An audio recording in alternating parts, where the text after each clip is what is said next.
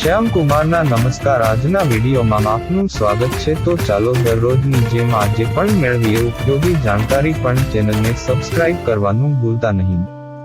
ભારતના મોટાભાગના રાજ્યોમાં આકરી ગરમી શરૂ થઈ ગઈ છે। આ સિઝનમાં માત્ર તમારી જ નહીં, તમારી કારની પણ ખરાબ શકે છે।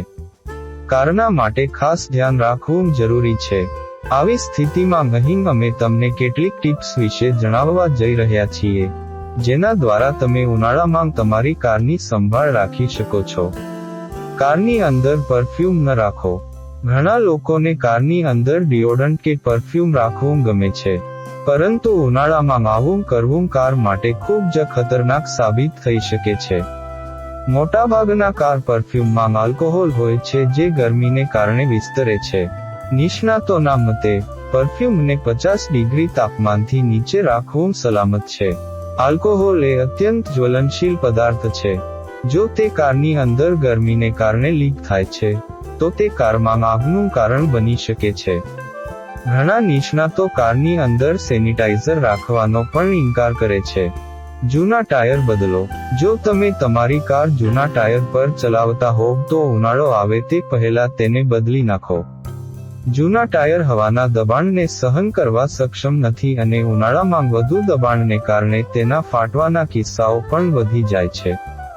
જો તમને તમારા ટાયરમાં ક્યાંય પણ ક્રેક દેખાય છે, તો કોઈ પણ વિલંબ કર્યા વિના તેને બદલો।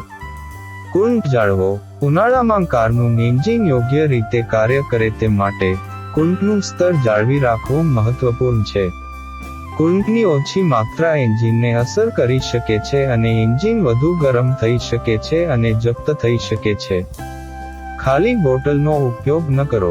જો કારની અંદર પ્લાસ્ટિકની ખાલી બોટલ લાંબા સમય સુધી રાખવામાં આવે તો તેનો ઉપયોગ કરવાનું ટાળો।